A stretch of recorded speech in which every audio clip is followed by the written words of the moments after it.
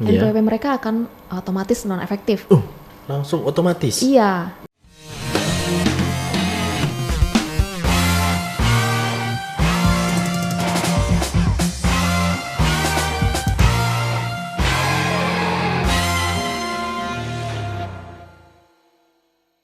Assalamualaikum warahmatullahi wabarakatuh. Selamat datang para sahabat pajak. Semoga selalu dalam keadaan sehat walafiat. Ketemu lagi dengan saya Aditya Juanda, yang tentunya kita masih dalam studio yang dingin ini di Studio 331 KPW Pratama Jambi, Telanai Pura, dan dalam acara Ngopak Ngobrol Pajak. Dalam kegiatan kita kali ini atau podcast kita kali ini, kita akan ngobrolin tentang apa sih kewajiban karyawan, pegawai ASN. Mereka adalah orang-orang yang bekerja, yang punya pemberi kerja, atau punya bos, atau kerja di kantor. Tapi kebanyakan dari kita nggak tahu nih kewajibannya apa dalam hal perpajakan. Nah, jangan bingung, kita sudah mengundang tamu yang bisa dibilang spesial karena dia adalah salah satu AR wanita di KPW Pratama Jambi, Telanai Pura. Selamat datang, ahlan wa sahlan Ibu Rita Purnamasari. Terima kasih. Sehat? Alhamdulillah. Baik kabarnya? Alhamdulillah. Oke, terima kasih sudah mampir ke Studio 331 ini. Iya, sama-sama. Tidak tegang kan ya? Gak relax aja. Ya relax aja, kita ngobrol santai ya. Soalnya gini Mbak Rita, banyak dari teman-teman yang kerja di kantoran nih, maupun dia karyawan swasta ataupun ataupun ASN, pegawai negeri, termasuk juga teman-teman di militer. Mereka bingung nih kalau di saat masa pelaporan pajak, mereka bingung apa sih yang mau dilaporkan. Nah, sebenarnya kewajiban mereka apa sih dalam hal perpajakan? Oke, kalau untuk pegawai atau karyawan iya. yang mereka itu bekerja memperoleh penghasilan, gaji atau upah itu selama 1 tahun lebih dari PTKP. Lebih dari PTKP. Nah, mereka itu punya kewajiban untuk dipotong pajaknya. Yang motong adalah? Yang motong adalah si pemberi kerja. Dalam hal ini, kalau pemberi kerjanya, kalau karyawan swasta itu ya perusahaannya. Kalau ASN ya otomatis yang mengurus gajinya yaitu bendahara gaji. Bendahara gaji. Nah, untuk kewajiban si karyawan atau ASN sendiri ini apa? Kalau mereka itu kewajibannya seperti yang saya bilang tadi, kalau seandainya lebih dari PTKP penghasilannya, maka dia punya kewajiban untuk mendaftarkan diri untuk punya nomor pokok wajib pajak. Kemudian kewajiban yang kedua yaitu melaporkan. Jadi pegawai nggak perlu repot untuk menghitung dan menyetorkan pajaknya, mereka hanya mendaftar dan melaporkan SPT tahunan. Oh gitu. Nah itu kan tadi yang di bawah PTKP punya kewajiban untuk mendaftarkan diri ke KPW Pratama Jambi, ke kantor pajak ya, untuk mendapatkan NPWP. Nah kalau penghasilan di bawah PTKP? Kalau di bawah PTKP itu mereka punya pilihan. Jadi, punya pilihan. Jadi kalau di Undang-Undang KUP sendiri itu tidak mewajibkan mereka untuk mendaftarkan diri untuk memiliki nomor pokok wajib pajak tadi, tapi mereka punya dibolehkan gitu. Mereka dibolehkan untuk mendaftarkan diri untuk punya NPWP. Gitu. Oh berarti jadi di saat pilihan. Kayak hidup ya, selalu ada pilihan ya. Iya gitu. Jadi di saat ada yang bekerja di perusahaan misalnya, di situ walaupun gajinya di bawah PTKP, batasan PTKP paling minimal berapa? 54 juta. Jadi selama 1 tahun. Kalau 1 bulannya? 1 bulannya 4.500.000. 4.500.000. Nah, si karyawan ini penghasilan di bawah 4.500.000, tapi kalau dia kan nggak punya kewajiban nih untuk mendaftarkan diri untuk memperoleh NPWP. Tapi kalau dari perusahaannya mewajibkan dia untuk punya NPWP, nah itu beda bisa lagi. Dikasih. Bisa. Kalau seandainya perusahaannya yang mewajibkan untuk memiliki NPWP, maka karyawan itu bisa untuk mendaftarkan dirinya untuk punya NPWP. Oh gitu. Jadi cukup daftar NPWP. Nggak perlu ngitung? Nggak perlu hitung, nggak perlu setor. Mereka cuma daftar dan lapor. Nah, kalau mereka nggak ngitung, berarti ada yang ngitungin, ya kan? Iya, benar. Nah, lapornya tuh dari mana? Mereka harus ngelaporin penghasilannya tuh? Apa mereka harus setiap bulan mencatat penghasilannya tuh seperti apa? Jadi karyawan itu harusnya, ini idealnya sesuai dengan undang-undang, karyawan atau pegawai negeri itu mereka harus memiliki atau mendapatkan bukti potong dari si pemberi kerjanya. Jadi si pemberi kerja inilah yang menghitung pajaknya setiap bulan, kemudian sekali setahun itu mereka memberikan bukti potong ke pegawai mereka untuk dilaporkan di SPT tahunan. Sekali setahun. Jadi yang punya kewajiban ngitung adalah si Pemberi kerja. pemberi kerja, dalam hal ini bendahara atau bagian keuangannya. Benar. Oh gitu. Jadi bukan kewajiban si Pegawainya. orang-orang pegawainya atau karyawannya ini ya. Bukan. Iya iya. Nah terus ada nggak sih, maksudnya kan kewajiban untuk melapor ini karena kenyataannya seperti ini Bu Rita. Di saat si karyawan, misalnya saya nih, saya udah dihitungin pajaknya, dipotong terus disetorin sama si bagian keuangan. Jadi saya nih ngerasa nggak punya kewajiban untuk melapor. Yang melapor nanti si orang keuangannya. Bener nggak kayak gitu ya?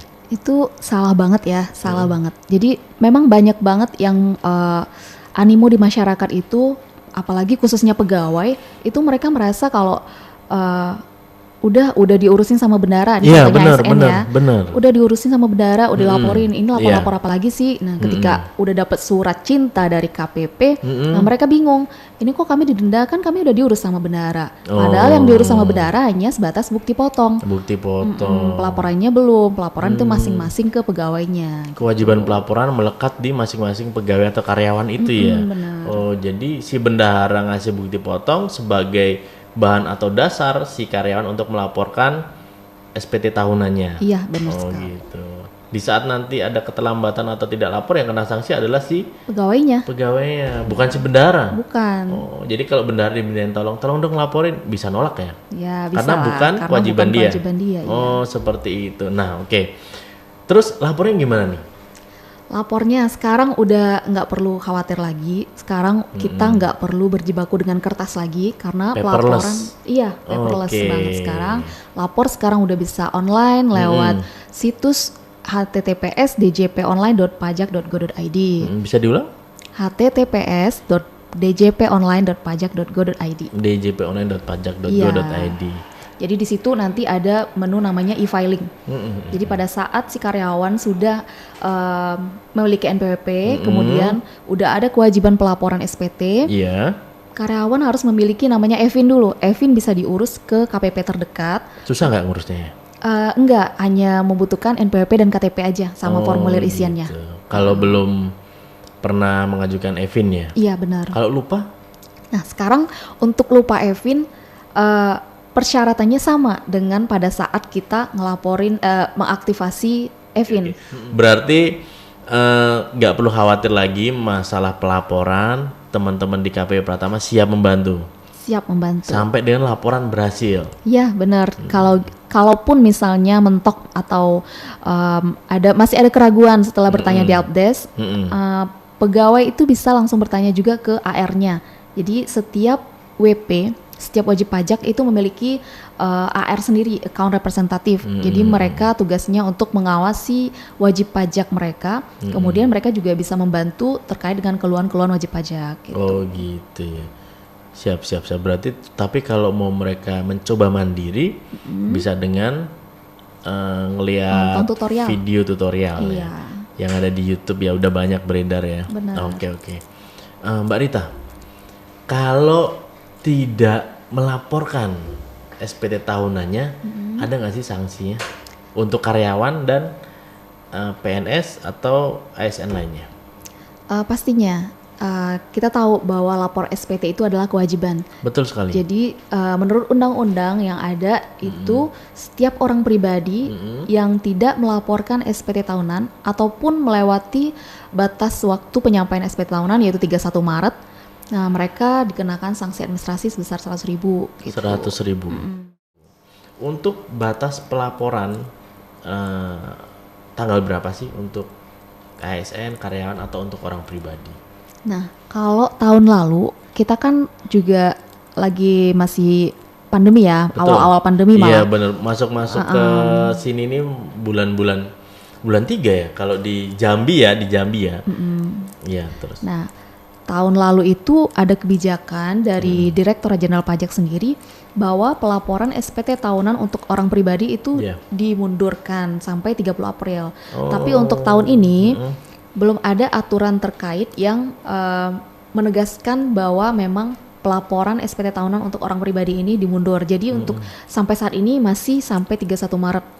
Sampai 31 Maret. Dan itu jadi patokan untuk teman-teman ASN, seluruh karyawan bahwa terakhir lapor SPT tahunan tahun 2020 adalah bulan Maret tanggal 31. Benar. Gitu. Mbak Rita, kan kalau di masa pandemi dan di masa sebelum pandemi pasti ada perbedaan animo masyarakat. Mungkin di sebelum masa pandemi maksudnya para masyarakat itu masih berbondong-bondong datang ke KPP Pratama di seluruh Indonesia. Kalau saya lihat di beritanya itu pada ngantri semua ingin lapor pajak.